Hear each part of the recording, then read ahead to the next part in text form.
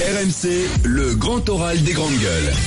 C'est notre parrain pour cette première sur numéro 23. Il s'agit du philosophe Michel Onfray.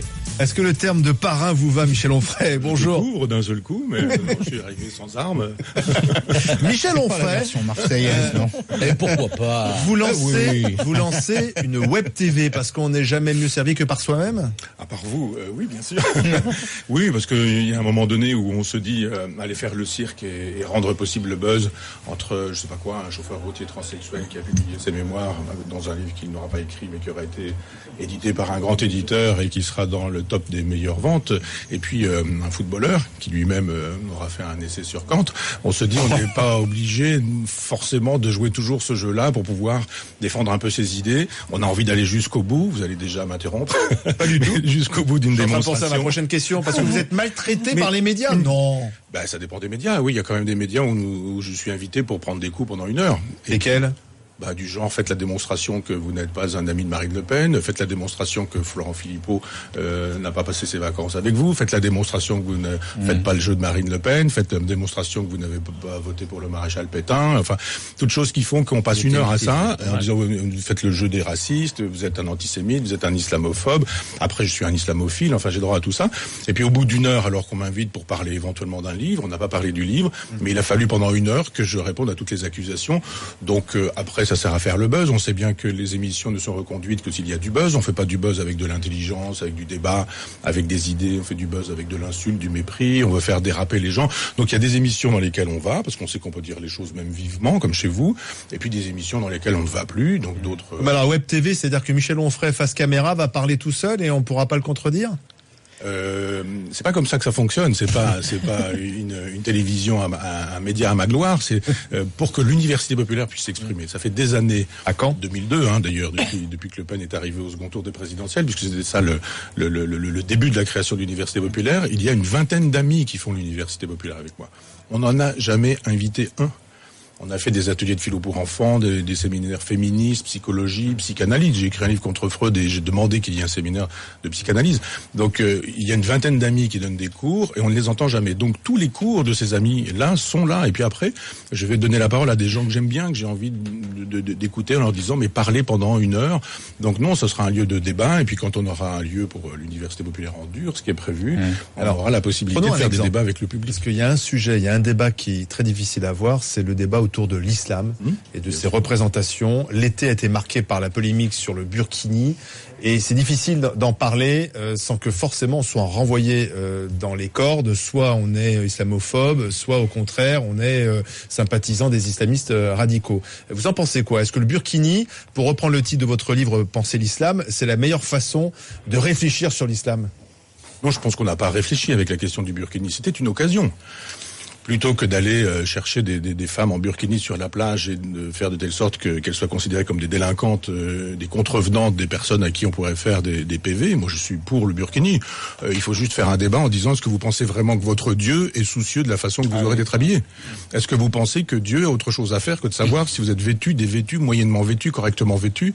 Est-ce que vous avez l'impression que, même par exemple pour Nice, qu'on peut imaginer que quelqu'un qui fonce avec un camion sur des gens et qui écrase des enfants dans des poussettes va arriver au paradis?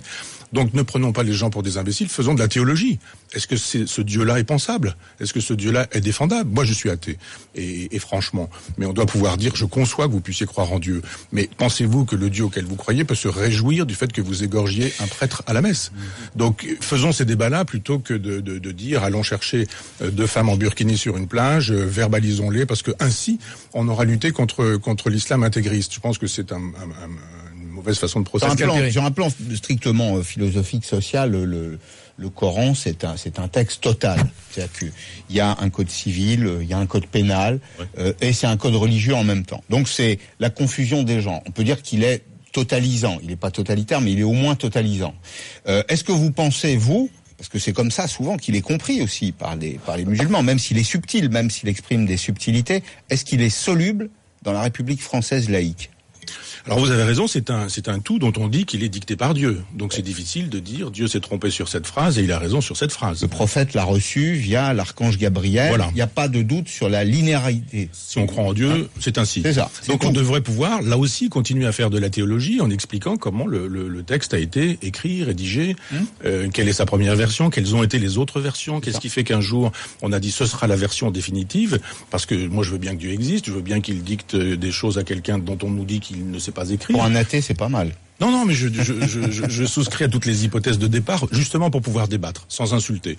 En disant, faut être un vrai crétin pour croire en Dieu, je dis pas ça. Je ne crois pas en Dieu, et je dis, je comprends qu'on puisse croire en Dieu. Il y a des philosophes qui expliquent ça, Feuerbach, Nietzsche, etc., ou voire Freud.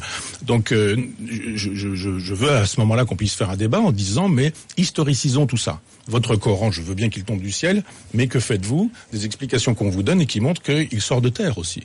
Donc il y a effectivement tout et le contraire de tout dans le Coran, exactement comme dans le Talmud, exactement. Mais c'est soluble dans la République française? Oui, si on décide qu'effectivement un certain nombre de sourates, de versets du moins, sont des versets dangereux, que ces versets-là, on va pas forcément les abroger, mais estimer qu'ils ne seront pas mis en avant, parce que d'autres versets dans le même Coran sont susceptibles de les contredire. Avec qui vous voulez débattre? Parce que vous allez avoir des personnes de confession musulmane qui vont venir débattre avec vous, et celles ou ceux qui viendront débattre avec vous auront automatiquement un esprit ouvert, sinon ils ne viendraient pas débattre. Alors que une grande partie des imams disent le contraire. Ils vont croire qui? Et comment allez-vous toucher justement ces femmes qui sont en burkini, qui veulent porter la burqa et tout? C'est pas vos débats d'intellectuels qui vont changer quoi que ce soit sur leur position à elles. C'est ça le gros problème. Parce que ou vous allez débattre dans les cités, ou sinon vous faites quoi? Alors je ne sais pas ce que vous appelez des débats d'intellectuels. Moi je persiste à penser que les gens sont intelligents et que quand on s'adresse à leur intelligence, ils le sont. Quand on s'adresse à leur bêtise, ils sont bêtes. Et les gens me disent parfois, avec vous, on a l'impression d'être intelligent. Je dis, vous n'avez pas l'impression, vous l'êtes simplement. Comme on vous a désappris à vous servir de votre intelligence, vous ne savez plus que vous l'êtes. Mais il faut toucher les bonnes Mais populations. vous, par exemple, ce que nous sommes en train de faire là, tout de suite, c'est-à-dire plutôt que d'être dans l'accessoire du genre pour ou contre le burkini, faisons avancer un certain nombre d'idées qui permettront à des gens de se dire, ah oui, tiens, pourquoi pas. On peut par exemple dire, Fillon nous a dit qu'il n'avait pas lu le Coran. Juppé a dit, sur un plateau de télévision où j'étais, il me le disait, qu'il n'avait pas lu le Coran. Sarkozy a dit qu'il n'avait pas lu le Coran. Mais c'est inadmissible que quelqu'un qui a envie de présider aux destinées de la République n'ait pas été capable de distraire de son temps suffisamment pour pouvoir lire le Coran, les hadiths du prophète, une biographie, puisque l'islam est ce qu'il est dans notre République. Donc en fait, ils évoquent des sujets qu'ils ne maîtrisent pas totalement. Qu'ils ne connaissent pas. Quand on sait que Bush, fils, ne savait pas la distinction entre sunnite et chiite, par exemple, quand il a... On se dit quand même, il y a un degré, absolument, il y a un degré d'inculture chez nos dirigeants. Il y a un degré d'inculture chez les gens qui aujourd'hui sont tous des candidats aux primaires. Ils veulent tous. Vous parlez des opposants qui ont plus de temps pour lire, pour. Non, mais tous ces gens-là. Non, mais ça questionne aussi sur le manque de préparation de ceux qui veulent exercer le pouvoir suprême à ce pouvoir. Mais bien sûr. Qu'est-ce que ça veut dire quand on préside aux destinées d'un pays et aux destinées d'un pays dans la planète entière, d'être ignorant des grands textes des civilisations? Ça me paraît quand même normal d'être au minimum informé. Donc maintenant, pour être candidat à la primaire, il faut avoir lu le Coran, la Bible. Ah, il y a plein de choses qu'il faudrait faire. Par exemple, j'aimerais bien que les candidats aux primaires aient vécu 6 mois avec le SMIC. Ça, oui, ça changerait. On va dire que c'est des magots. Oui, on le dira, bien sûr. Puis on peut tout à fait le croire ou le penser. Simplement, j'estime que ces gens-là ne savent pas ce qu'est le réel, ne savent pas ce qu'est la réalité, ne savent pas ce que c'est vivre avec l'équivalent d'un SMIC, ne savent pas ce que ça veut dire passer 2 heures de trajet par jour, 2 ou 3 heures dans les voitures, dans les transports en commun, etc. Ne savent pas ce que c'est que perdre son boulot, ne savent pas ce que c'est que se faire draguer parce que finalement on est mignonne et que la promotion canapé, etc.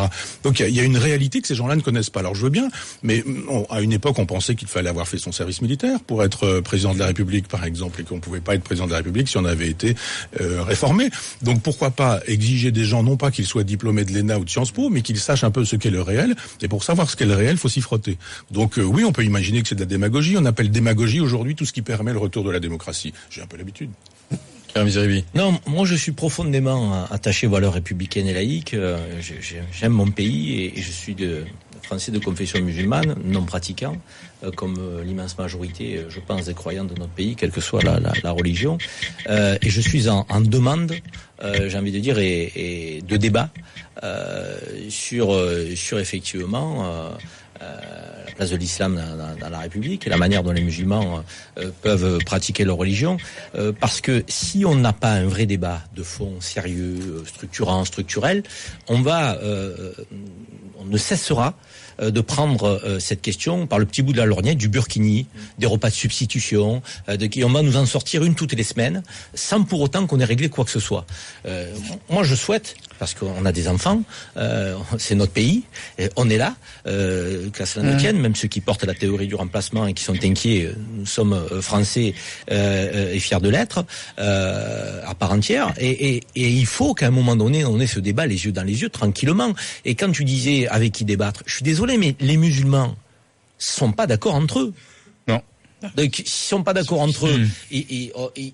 On a le droit de poser un débat avec des philosophes, avec des intellectuels, avec des politiques, sur la manière dont il y a un problème de représentativité de l'islam en France. Mais non, tu as Abdenour Bidar, qui est un philosophe aussi, qui a écrit des choses et tout. On est d'accord ou pas? Oui, mais parce que jusqu'à présent, c'est pas Tarek Oubrou, l'imam de Bordeaux. C'est pas eux qui ont la parole. Simplement, le problème jusqu'à présent. Qui est-ce qui empêche de créer des débats avec eux? Jusqu'à présent, c'est pas eux qui avaient la parole. C'est sûr que si on préfère effectivement l'islam des les ambassades. politiques fait de l'électoralisme avec l'islam plutôt que d'aller au fond des sujets, au fond des débats. Parce que je pense que les musulmans ont besoin aussi de savoir comment tu vis ta religion en t'adaptant aux lois de la République et de la laïcité. Et c'est pas incompatible. Moi, mon père, je veux dire, dès qu'il est musulman, personne n'a su dans son entourage qu'il ne l'a été durant toute sa carrière professionnelle. Pourquoi? Parce qu'il n'avait pas besoin d'afficher un drapeau. Je veux dire, il faisait ça dans la plus grande dignité, tranquillité, sérénité. Il est républicain, il est laïque, il est musulman. On peut être athée, on peut être croyant.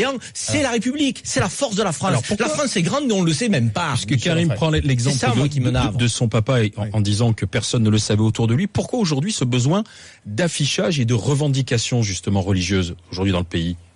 À travers le code vestimentaire, pour beaucoup d'ailleurs. Parce que ça n'aura échappé à personne, il y a un effondrement de notre civilisation, donc un effondrement de nos valeurs. Et je suis très heureux de vous entendre dire que ces valeurs-là, effectivement, on peut enfin à nouveau en parler. Pendant très longtemps, et encore aujourd'hui dans certains médias ou dans certains supports, parler de la République, de la liberté, de l'égalité, de la fraternité, du féminisme, de la laïcité, dire qu'à l'école, ce serait bien qu'on apprenne à lire, à écrire, à compter, à penser ou ce genre de choses, c'était encore une fois faire le jeu de Marine Le Pen. Moi, j'y ai eu droit pour un tweet dans lequel je disais, et si à l'école, on apprenait à lire, à écrire, à compter, à penser. Oh là là, qu'est-ce que j'avais pas dit là, Michel Onfray, réactionnaire, fasciste. Il y a même un livre qui vient de paraître là-dessus sur ce sujet-là.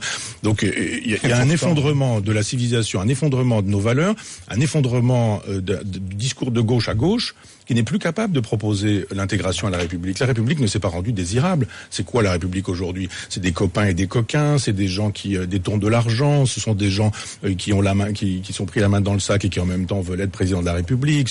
C'est essentiellement ça la politique. Donc les gens se replient sur eux-mêmes. Et il y a une espèce de réflexe identitaire en disant... Alors, quand on choisit Jean-Pierre Chevènement pour présider la Fondation pour l'Islam, est-ce qu'on fait le bon choix? Parce que c'est quelqu'un de tout à fait respectable, mais qui incarne quand même le passé de la politique française, qui a été ministre. Non, vous pensez que c'est bien? Attendez, tous ceux qui se présentent au présidentiel, là, ont un passé un peu lourd. Certains depuis 50 ans, je pense. D'accord avec vous. Je pense à Juppé, par exemple. Oui, mais on n'a pas besoin d'être... On veut imaginer l'islam d'aujourd'hui et on prend un homme du passé? Non, on ne prend pas un homme du passé, on prend un homme qui a de l'expérience. Soit on peut imaginer que le passé, c'est dirigement, comme on dit, c'est pas bien parce que ce seraient les jeunes qui auraient la vérité, mais on peut imaginer aussi que le passé, ça suppose l'expérience, et puis que la jeunesse, ça suppose l'inexpérience. On peut aussi le voir dans ce sens-là. Ce que vous décrivez, c'est la décadence de la démocratie, du suffrage universel direct. C'est-à-dire, la décadence, c'est la décadence des élites qui ont confisqué le pouvoir, un peu comme le FLN a confisqué le pouvoir en Algérie, les communistes en Union soviétique, etc. Finalement, on a affaire à des bons petits pépères qui apparaissent régulièrement à la télévision, qui paraissent être de grands démocrates, qui nous tiennent de grands discours sur la démocratie, qui sont le pire des syndicats, un syndicat de salopards qui a confisqué la démocratie. Ah oui, je suis d'accord. Mais oui, parce que c'est trop facile. Mais non, c'est pas trop facile. Si tu rejettes tout le monde, tout le monde dans le même bain, ça c'est la meilleure façon de syndicat de salopard. Tu me dis syndicat d'incompétents, j'adhère. Mais attends, la reproduction dans les partis politiques. Mais non, mais attends, Karim, la reproduction. Évidemment, vous faites de la politique. La reproduction dans les partis politiques. Enfin, tu le sais, qui plus est, Karim. Je sais qu'il y a de l'incompétence. Oui, je sais qu'il y a des gens qui sont incapables de penser. Mais tu sais comment on protège. Je sais qu'il y a des gens qui sont que dans la reproduction. Oui, ça oui. C'est pas pour autant des salopards, je veux dire. Le vrai débat, il est aussi du côté ce qui oppose les Jacobins et les Girondins. Moi, je suis un Girondin. Je persiste à croire qu'effectivement, quand on est dans le jacobinisme, il y a à Paris une concentration des pouvoirs qui fait effectivement qu'on a probablement une concentration des maléfiques. Et que à la base, et moi j'ai fait une conférence à Belgoat, petit village de 1500 habitants, j'étais à Castelnau dans les Pyrénées il y a 15 jours, j'ai fait aussi des conférences, je vois le maire, je vois des gens actifs, et ces gens-là sont l'honneur de la politique. Ce sont des petits, ce sont des modestes, ce sont des sans grade de la politique. Et la plupart du temps, il n'y a pas d'enrichissement. Pardon ? C'est l'immense majorité, ça. Absolument. C'est pas eux qui gouvernent. Eh bien voilà, c'est ça. C'est pas eux qui gouvernent. Ils gouvernent en tout cas leur collectivité. Oui, enfin, ils gouvernent leur village. Difficilement. Mais pardon, à l'Assemblée nationale, les partis politiques, la présidence de la République, c'est toujours le même syndicat. Donc vous pouvez le voir. Attendez, vous pouvez le voir comme vous voulez. Le pouvoir structurant en France, c'est le pouvoir présidentiel. C'est lui qui est le sommet de la pyramide et il est toujours l'objet de la même captation. La solution, c'est notamment supprimer l'ENA, comme le propose l'énarque Bruno Le Maire. Oh, ça c'est pour faire du buzz. La solution, c'est d'en finir avec l'État jacobin. Oui. C'est de faire un État qui soit l'occasion de préserver les provinces. Pourquoi pas finalement un retour aux parlements provinciaux, une véritable autonomie des régions, pas du tout le régionalisme à la mort moelle-neu. Le fédéralisme. Oui, si on veut. C'est Proudhon qui défend cette idée-là. On dit aujourd'hui, on régionalise, c'est-à-dire vous allez vous occuper des collèges, des lycées, des trottoirs et des eaux usées. Donc ça veut dire que l'éducation nationale, tout n'est pas décidé rue de Grenelle. Oui. On laisse aussi la décision localement. Moi, je suis un libertaire. En ce sens, je pense qu'on devrait pouvoir ouvrir les écoles qu'on souhaite, et pourquoi pas une pédagogie Montessori, pourquoi pas une pédagogie Célestin Freinet, pourquoi pas une pédagogie avec la méthode syllabique, puis une autre avec la méthode globale. Les gens choisiraient et on finit parce qu'il faudrait faire débat. Oui. Je crois au débat, je crois à l'éducation populaire, je crois à la culture. Si on dit aux gens, voilà ce que sont les méthodes pédagogiques, les gens sont capables de choisir, et redonner aux provinces une vitalité qui n'existe plus. Aujourd'hui, quand vous avez du talent en province, il faut monter à Paris. Ah oui. Et on descend en province comme on monte au ciel et qu'on descend aux enfers. Moi, j'ai résisté en disant au départ, quand on m'a signé un contrat chez un grand éditeur parisien en 89. Vous êtes installé à Paris ? Oui. On m'a dit ça, on m'a dit, vous faire votre vie, votre carrière, etc. Je dis non, on m'a dit, vous ferez pas carrière. J'ai dit, mais j'ai pas envie de faire carrière, j'ai envie de faire des livres. On m'a dit récemment, c'était la bonne stratégie, mais c'était pas une stratégie non plus.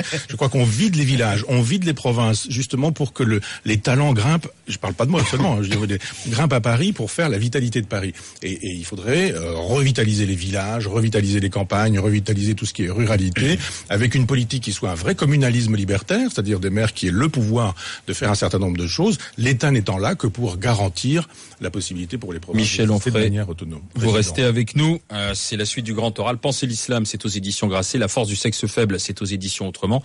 Et puis c'est le lancement aussi de la web TV michelonfray.com. Reste avec nous sur RMC et sur numéro 23.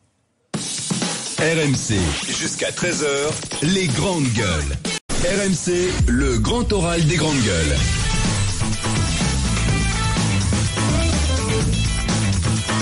Grand Oral du GG à suivre en direct sur RMC et en direct sur numéro 23. Karim Zeribi, Claire Petit, Pascal Perry dans ce Grand Oral des GG. Michel Onfray, le philosophe. Je rappelle les deux titres des livres sortis récemment. Penser l'islam, c'était en mars dernier aux éditions Grasset. La force du sexe faible, c'était au mois de mai dernier aux éditions Autrement. Michel Onfray, est-ce que vous avez pensé, réfléchi à une candidature à l'élection présidentielle ? Parce que pourquoi pas la société civile et pourquoi pas vous ? Oui, non, on m'a posé la question et j'ai probablement imprudemment répondu que je réfléchissais à la façon d'être le plus utile. Mais ma façon d'être le plus utile, c'est pas d'aller dans ce genre d'endroit où il faut beaucoup d'argent, où il faut beaucoup de cynisme, où il faut beaucoup de réseaux, où il faut beaucoup de soutien de gens qui sont déjà dans la politique politicienne et où ça ne fonctionne pas comme ça. Donc on sait très bien que ça n'est pas possible, il y a plein de coups à prendre et moi je fais de la politique depuis très longtemps, l'université populaire fait de l'éducation populaire, je suis dans la logique de Condorcet, je suis pour le suffrage universel mais il faut éclairer le suffrage universel. Ça me paraît être plus intéressant de faire de la politique là où j'en fais, dans mon village natal ou à Caen. Voilà, à défaut d'être candidat, il y a un candidat qui vous séduit là ? Non. Ok. Non. Aucun. Moi, ma sensibilité, c'est la gauche, mais elle est libertaire, ma gauche, elle n'est pas jacobine. Il y a un manque de souci, c'est vrai, de la réalité. Et Macron a raison quand il dit qu'il y a une gauche qui est irréaliste et qui est très idéologue. Et je suis contre cette gauche. Justement, la démarche d'Emmanuel Macron. Non, parce que, on verra, parce que pour l'instant, moi, je suis très curieux de ce qu'il va nous dire. On dit qu'il était l'assistant de Paul Ricoeur. Je crois qu'il a dû corriger les épreuves d'un de ses livres. On dit qu'il est agrégé normalien. Apparemment, c'est pas le cas. Il dit qu'il a fait une thèse avec Balibar. Il semblerait Balibar ne s'en souvient pas. Donc, je sais pas s'il est autant philosophe que ce qu'on a bien voulu dire. Mais moi, j'étais curieux d'avoir la proposition politique de cet homme-là, me disant tiens, bon, voilà, il vient de la philosophie. Il est passé par la banque. C'est bien aussi de penser l'un par rapport à l'autre et l'autre par rapport à l'un. Que va-t-il nous proposer? Pour l'instant, rien, pas grand-chose. Et puis, il faut quand même pas oublier que ce monsieur est au pouvoir depuis 4 ans et demi, qu'il est dans l'ombre comme conseiller de François Hollande depuis le début, et qu'il est ministre depuis 2 ans, je crois. C'est-à-dire qu'il a déjà un passé qui est déjà un passif. Il n'est que ministre du roi, si je peux me permettre. Oui, absolument. Parce que c'est quand même le roi qui décide, finalement. C'est ce qu'il nous a dit, Macron. Oui, j'ai pas dit dans ce pays, et c'est peut-être qu'on souffre de ça, d'ailleurs, Michel Onfray, on souffre de l'homéopathie politique et économique. C'est-à-dire qu'on fait toujours les trucs à moitié, sans jamais les faire complètement. Moi, je crois que la Ve République, c'est vraiment la constitution d'un roi. Et que le tempérament du roi est extrêmement important. Le caractère, le tempérament. On a vu qu'avec Louis XVI n'a jamais fait tirer sur la foule. La Révolution française a eu lieu. Il aurait pu faire tirer sur la foule. Je dis pas qu'il aurait dû le faire, qu'on s'emballe pas là-dessus. Mais vous voyez comment un tempérament comme celui de Louis XVI, qui n'était pas celui de Louis XIV. Louis XIV, lui, aurait fait tirer sur la foule. Je ne veux pas dire que pour autant on serait sous une monarchie constitutionnelle aujourd'hui. Mais je veux dire que la Ve République, qui concentre autant les pouvoirs, fait que si vous avez un tempérament qui est celui de Hollande, ça se psychanalyse un peu un personnage comme ça. Je veux dire, un oui, 2 pas en avant, 3 pas en arrière, un pas de côté. J'ai dit oui, mais ça veut dire non. J'ai dit non, mais ça veut dire oui. Ah, sûrement pas. Il est né à Rouen. C'est pas ça, Normand. Normand, c'est peut-être bien que non, pour une raison extrêmement, on le dit jamais, mais c'est, je vais réfléchir. Ça veut dire ça, peut-être bien que maintenant. Et je dis, j'examine le oui, j'examine le non, et après avoir pensé, mûrement réfléchi ce que font les Normands, on décide, et quand on décide, comme dit Nietzsche, un oui, un non, une ligne droite. Hollande va vous défendre l'idée du compromis aussi. Oui, mais c'est le compromis en démocratie, c'est forcément, c'est bien. C'est souvent la compromission. Je pense qu'on peut aussi avoir l'adhésion du peuple en sachant que le peuple existe, qu'on n'a pas besoin de faire de la démocratie participative pour aller voir dans les... Bien sûr, mais si je suis bien sur l'idée que la Ve République, les institutions exigent de quelqu'un d'exceptionnel, du caractère finalement. Bon, à part le général de Gaulle et peut-être François Mitterrand. Non, en fait, pas le deuxième. Le premier, oui. Mais pas le oui, mais donc ça veut dire qu'on a. Pour le sens de l'histoire. Pour répondre à votre question. Les institutions n'étaient faites que pour le général de Gaulle et que depuis, ceux qui ont pris la place à l'Élysée ont essayé d'être à la hauteur, mais n'ont jamais été, si je vous suis bien. Oui, c'est ça. C'est-à-dire, il faut avoir le sens de l'histoire. Mitterrand n'avait le sens que de lui-même, et si on avait le sens de l'histoire et le sens de la Ve République, et la cohabitation n'était pas pensable. Je vous rappelle que quand le général de Gaulle dissout l'Assemblée nationale et qu'il se trouve majoritaire, son parti se trouve majoritaire à la réélection, ça ne lui suffit pas. Il veut un référendum parce qu'il pense qu'il faut qu'on le dise aussi, qu'on souhaite encore le général de Gaulle, et qu'à l'époque, il y a 2 tueurs complètement inconnus. Le premier s'appelle Valéry Giscard d'Estaing, le deuxième s'appelle Georges Pompidou, et qu'il se prend un coup de couteau dans le dos, le général de Gaulle, et que c'est fini pour le général de Gaulle. Depuis, plus personne n'a le sens de l'histoire. Si vous me demandez un nom aujourd'hui, je regarde, je me dis non, ils ont tous le sens d'eux-mêmes, mais pas le sens de l'histoire. Je rappelle que des gens comme Mélenchon et Montebourg, qui sont quand même aujourd'hui souverainisme, protectionnisme, etc., sont des gens qui ont voté oui à Maastricht quand même. Si on n'a pas le sens de l'histoire au moment de Maastricht, comment est-ce qu'on peut l'avoir pour des choses un peu moins compliquées que ça? Il fallait savoir que Maastricht produirait ce que ça produit aujourd'hui, de la misère, de la pauvreté, du chômage, et puis l'alignement de la France sur l'OTAN, le terrorisme dans les rues françaises. Aujourd'hui, ils découvrent qu'ils ont fait un mauvais choix, ils cachent ce mauvais choix, et ils nous disent qu'ils ont aujourd'hui le sens de l'histoire. Non, je vois personne qui ait le sens de l'histoire. Et je vois ceux qui ont des postures qui peuvent avoir un lien avec le sens de l'histoire n'ont pas été reconnus. Je pense à Jean-Pierre Chevènement qui a démissionné 3 fois, qui a dit non à Maastricht, qui avait dit non à l'invasion au Koweït et en Irak, qui a démissionné sur l'affaire processus de Matignon, donc en Corse. Je veux dire, il a été candidat à l'élection présidentielle et on a vu comment réagit le peuple. Je veux dire, donc je crois qu'aujourd'hui, quand même, le peuple donne un gage, j'ai envie de dire, à la force des appareils, ce qui est dramatique. En même temps, on dit le clivage droite-gauche est dépassé, on les veut plus, qu'on veut des hommes politiques comme ci ou comme ça. Mais quand cela se présente avec les mêmes recettes, qu'une majorité se porte sur eux. Il y a un peu schizophrénie chez le peuple, j'ai envie de dire, j'ai l'impression. Non, vous savez, le peuple, on le nourrit avec de la mauvaise nourriture. Donc c'est normal qu'il ait des indigestions. C'est-à-dire, si vous passez vos journées... Pour le cas de Jean-Pierre Chevènement en 2002. Oui. Mais parce qu'il n'a pas été démagogue et qu'on l'a présenté, beaucoup de gens l'ont présenté comme un pétiniste, comme un maurassien, comme un vichiste. Bernard-Henri Lévy le premier, quand même. Il n'avait pas d'appareil politique derrière lui. Moi, c'est l'homme, je ne vais pas dire que c'est l'homme de ma vie, mais politiquement, Chevènement, c'est quelqu'un pour lequel j'ai beaucoup de respect. J'ai beaucoup de respect aussi pour Lionel Jospin, qui sont deux figures, des gens qui n'ont pas transigé, qui ont cru à leurs idées. Et quand on leur a dit, maintenant, faut descendre dans l'arène, il va falloir se salir un peu, etc., et qui ont dit, non, je vais pas me salir. Moyennant quoi, effectivement, les gens qui se salissent le plus, et qui jouissent de cette fange-là ou de cette boue-là, sont ceux qui arrivent au pouvoir. Donc on le voit bien, il y a une démagogie considérable. Et puis à la télévision, quand même, je veux dire, majoritairement, on nous fait savoir que l'euro, l'Europe, le libéralisme, tout ça c'est bien. Alors c'est le suffrage universel. Vous trouvez parce qu'effectivement, il faut mouiller un peu la chemise, il faut aller à la rencontre et puis être parmi les gens. C'est le gavage d'oie avec les médias qui nous font savoir aujourd'hui que quiconque défend la souveraineté française est un partisan de la nation, donc du nationalisme, donc de la guerre. Moins vrai, étant donné qu'on voit quand même que ce courant-là est en train de absolument. Je suis pas d'accord avec vous, Michel. Dominer la pensée. Non, mais le poids d'un certain nombre de journaux comme Libération ou Le Monde que personne ne lit sauf les journalistes pour pouvoir faire leurs émissions de radio, leurs émissions de télé qui sont prescriptrices. On finit par dire exactement la même chose. Marine Le Pen elle est fasciste. Vous n'êtes pas fasciste évidemment puisque le fascisme c'est Hitler et que Hitler ce sont les camps de concentration. Bien sûr que non, vous pouvez pas être pour. Donc vous êtes contre cette personne-là et vous êtes pour tous ceux qui sont contre. Ça veut dire que vous pouvez pas être contre Hollande. Et éventuellement, on vous donne le choix. Vous pouvez être pour Juppé ou pour Hollande. Et je vous fais le pari que aux prochaines élections présidentielles, on aura changé de figure, mais on gardera la même politique. Parce que tout est verrouillé pour que ça se passe comme ça. Marine Le Pen est majoritaire au régional au premier tour. Au deuxième tour, elle n'a aucune région. Pour quelle raison? Parce que d'un seul coup, la droite et la gauche votent ensemble en disant... Vous regrettez qu'il n'y ait pas une région FN? Je regrette simplement qu'un nombre considérable de Français ne soit pas représenté. Je dis simplement qu'il y a plein de gens qui votent pour le Front National. C'est pas mon parti, j'ai jamais voté pour eux et je les défends pas. Mais c'est pas normal que 30% de la population française n'ait pas de députés à l'Assemblée nationale. C'est pas normal qu'il n'y ait pas de représentation de régions qui leur Hollande avait promis une dose de proportionnelle. C'est ça la démocratie. Mais oui, le droit de vote aux immigrés. Pareil, c'est très simple le droit de vote aux immigrés. On le décide.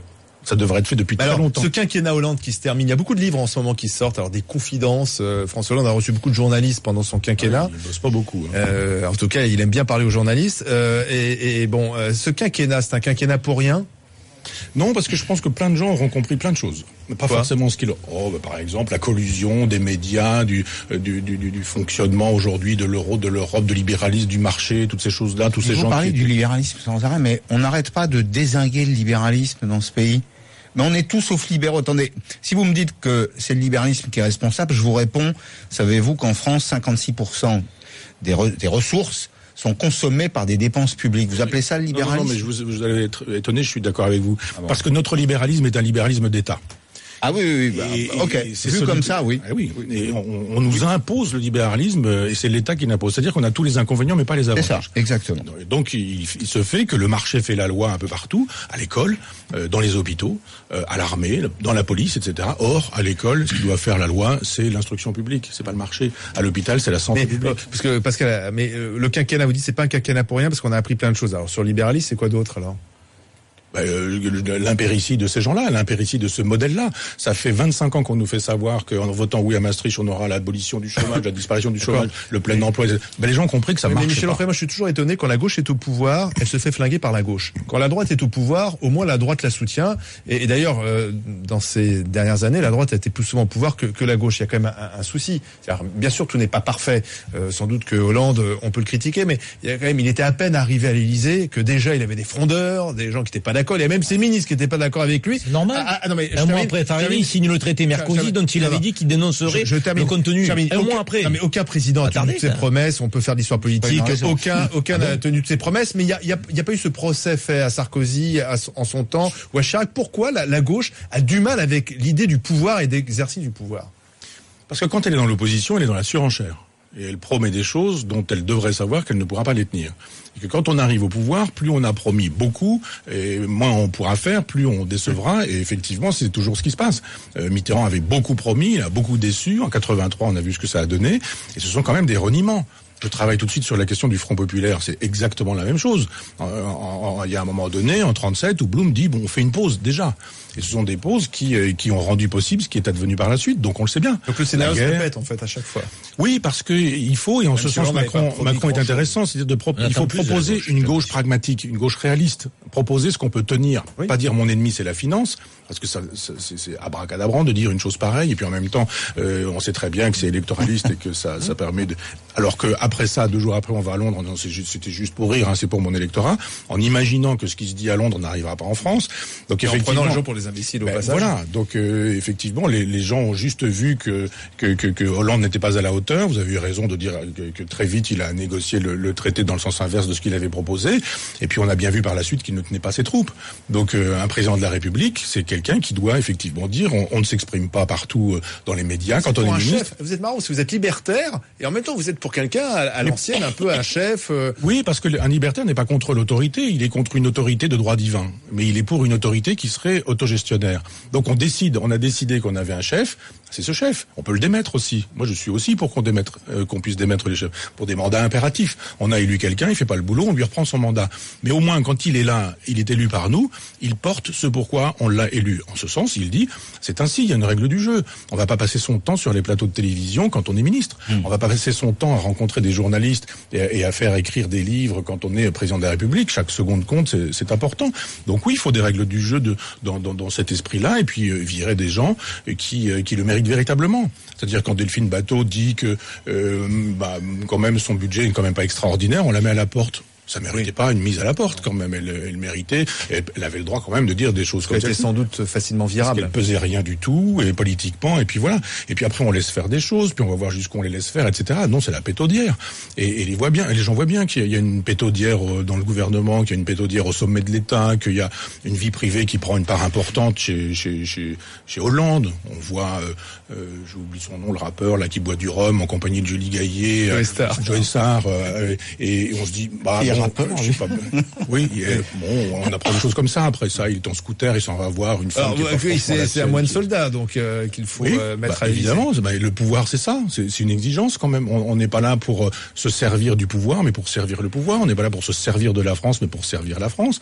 On rappelle toujours que le général de Gaulle payait les poulets de sa famille du repas dominical et que Madame de Gaulle allait chercher elle-même les ampoules grillées dans les pièces qui étaient des pièces personnelles. Sans faire référence au gaullisme, dans certaines démocraties du Nord, ça se passe comme ça. Absolument, vous avez complètement raison. Et ça, on cite toujours De Gaulle, mais aujourd'hui, actuellement, c'est encore possible. Ça, c'est l'hypocrisie catholique. Madame Merkel, elle prend sa voiture quand elle part en vacances. Absolument. C'est l'hypocrisie catholique. C'est la femme la plus puissante d'Europe.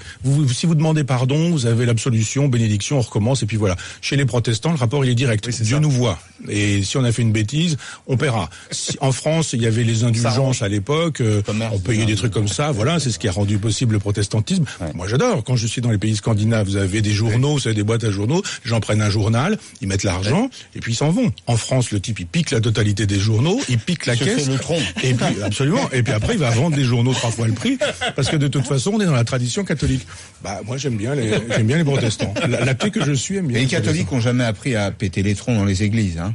Je vous rassure quand même. Ils l'ont pas appris, mais ils l'ont fait. Non, certains, non, ils sont pas catholiques. Oui, non, je voudrais revenir sur un sujet majeur, me semble-t-il quand même. C'est celui de l'Europe. Aujourd'hui, nombreux sont les Français qui se rendent compte que l'Europe finalement est à la source un peu de nombreux de nos maux MAUX et qu'on n'a plus le pouvoir de décider et qu'à la table des 27 donc finalement la voix de la France elle passe pas tant que ça et il y a une fuite en avant. On a élargi et construit une forme de machin qui aujourd'hui nous dépasse. Si vous étiez conseiller d'un président de la République ou vous-même en responsabilité sur ce sujet de l'Europe et de la place de la France au sein de l'Union européenne, qu'est-ce que vous prendriez comme mesure et quelle serait votre posture qu'est-ce que vous diriez aux Français ? D'abord, leur faire savoir que depuis très longtemps, il y a une espèce de perversion de la politique politicienne qui a consisté à nous dire que l'Europe, elle était libérale. Dans l'acception que je disais, que l'Europe elle était libérale et que si on était contre l'Europe libérale, non pas parce qu'elle était Europe, mais parce qu'elle était libérale, on était contre l'Europe. Donc on était pour les nations, donc on était pour la guerre. Souvenez-vous de Mitterrand, Bundestag, en nous expliquant que les nations c'était le nationalisme et le nationalisme c'était la guerre. Juste dire qu'aujourd'hui personne ne peut être anti-européen, ça n'a aucun sens d'être contre l'Europe. Et moi, quand je dis que je suis contre l'Europe dans la formule néolibérale ou libérale d'État, je fais savoir que je n'aime pas la formule de l'Europe, mais pas l'Europe. Donc il faut dire, on maintient l'Europe, c'est une excellente idée, c'est une magnifique idée, pas sa formule libérale. Et quand vous n'aimez pas sa formule néolibérale, vous pouvez défendre ça. Donc une Europe des nations, donc une Europe avec des parlements qui permettraient ce que je proposais localement. Non mais ça, est-ce qu'on n'a pas loupé ce processus au départ. Est-ce que pour vous aujourd'hui, on peut y revenir ou c'est irrémédiable? On est tellement allé loin qu'on ne pourra pas déconstruire ce qu'on a fait et mal fait pour refaire et reconstruire une Europe des nations. Le problème, c'est que quand on a démarré, il aurait fallu penser dans cet esprit-là. Et on a démarré en pensant l'Europe à partir d'un marché commun, pour le coup, au sens étymologique. Et très vite, on a commencé par faire ce qu'il fallait faire à la fin, c'est-à-dire une monnaie.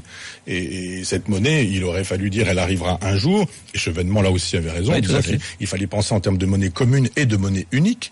Et faire une monnaie commune et une monnaie unique en même temps, jusqu'à ce qu'un jour ça puisse devenir une monnaie unique, parce que on aurait justement réalisé cette Europe au-delà du marché. C'est trop tard pour vous aujourd'hui? Aujourd'hui, c'est difficile parce que tous les pays qui sont engagés dans cette grande aventure n'ont pas forcément envie de reculer. Et la solution, c'est pas sortir pour construire. Non, mais il y a un verrouillage en même temps. Vous avez vu comment ça se passe. C'est-à-dire à chaque fois que les peuples ont dit on voudrait autre chose, on leur a dit vous l'aurez quand même. Et le Brexit, on est en train de voir comment finalement on peut traîner, faire de telle sorte que, etc. Quand les Français ont voté contre et j'étais de ceux qui avaient voté contre cette Europe-là, on leur a dit vous l'aurez quand même. Et qui a dit vous l'aurez quand même? Hollande et Sarkozy. Avec la photo de match d'ailleurs. Absolument, qui disait tout. Déjà à l'époque. Puisqu'on parle d'Europe, pardon Pascal, simplement parce que pour évoquer Calais. Oui. Aujourd'hui, c'est jour de colère à Calais avec les routiers qui manifestent, qui disent on n'en peut plus, les commerçants qui disent on n'en peut plus, la maire de Calais qui dit je n'en peux plus. Quelle est la solution avec on continue de les garder dans la jungle ou? Non, c'est inadmissible ça. D'abord, la sûreté est l'un des droits de l'homme. Je crois qu'il faudrait qu'on le dise. Il n'y a pas que liberté, égalité, fraternité. Il y a aussi la sûreté. C'est-à-dire, normalement, la possibilité pour les routiers d'être des routiers, pour les paysans d'être des paysans, pour les commerçants d'être commerçants, et pour les commerçants de commercer, pour les routiers de rouler, et pour les paysans de récolter. Absolument. Cultiver et récolter. Donc, il faut entendre aussi ça. C'est-à-dire dire qu'il y a effectivement des gens qui peuvent demander la sûreté sans pour autant être des suppôts de Marine Le Pen, des gens d'extrême droite, des fascistes potentiels ou ce genre de choses. Et puis après, effectivement, voir qu'on ne peut pas dire on ouvre les portes parce qu'on accueille tout le monde quand il s'agit d'accueillir dans ces conditions d'indignité. C'est indigne de recevoir les gens comme ça. Quand on dit aux gens venez manger chez moi, on leur dit pas il y a rien à manger à table, mais je vous ai quand même invité. Donc on se débrouille pour faire de telle sorte qu'on accueille les gens qu'on peut vraiment accueillir, parce que les gens qu'on accueille sans les accueillir sont des gens qui par la suite peuvent effectivement... Mais ils veulent pas rester chez nous, ils veulent aller en Angleterre. Qu'est-ce qu'on fait? On la laisse passer, on gère ça avec les Anglais là-bas? Eh ben, effectivement, il y a un moment donné où on peut dire si l'Angleterre a cessé d'être dans la logique européenne, peut-être repenser les choses en disant on va ouvrir les portes et puis voilà. Enfin, on dénonce les accords du Touquet. On dénonce les accords du Touquet. Absolument, en disant oui, c'est tout à fait. On dénonce les accords du Touquet. Alors, on se quitte, Michel Onfray, avec le GG Tweet. C'est 5 noms de personnalités qui sont dans l'actualité. Voir comment ça vous fait réagir de manière spontanée façon Twitter. Si on vous dit Manuel Valls. Enfin, ou Valls sera, mais Valls sera bientôt. Enfin, on n'en sait rien. Si il peut aussi devenir le candidat au présidentiel si Hollande n'y va pas. Mais enfin, ça n'a pas l'air parti pour. Donald Trump. C'est quand même tout et n'importe quoi, ce monsieur. Donc, effectivement, difficile de faire le tri. Et dans l'impossibilité de trier, j'ai plutôt quand même envie d'écarter. Marine Le Pen. Je l'écoute, mais je pense que c'est le complexe de Syriza en France, et que ce qui s'est passé avec Tsipras, dont elle nous avait dit le plus grand bien, et de même que Mélenchon, tout ça montre que si elle arrivait au pouvoir, elle se normaliserait probablement assez rapidement comme Tsipras. Alain Juppé. Si, il est sympathique, mais j'ai un peu, pas dire un truc qui va être repris partout, mais j'ai un peu de pitié. Je dis, il y a juste un moment donné où, après 50 ans de politique, il y a un moment donné où il faut peut-être travailler un peu dans l'esprit d'un Chevènement, ou comme jadis Rocard travaillait en se disant que la fonction présidentielle est quand même physiquement quelque chose d'extrêmement lourd, et qu'il y a un temps pour être un sage, et Juppé a la dimension pour être un sage, et puis un temps pour s'occuper de la politique au quotidien avec ça sur les épaules. Merci Michel Onfray d'avoir passé ce grand oral classique sur RMC, et le premier sur la numéro 23. Sur numéro 23, Penser l'islam, c'était en mars dernier aux éditions Grasset, La force du sexe faible aux éditions Autrement, et puis Michel Onfray, vous le retrouvez sur sa web TV aussi, michelonfray.com. Merci beaucoup. Dans un instant, le GG, vous.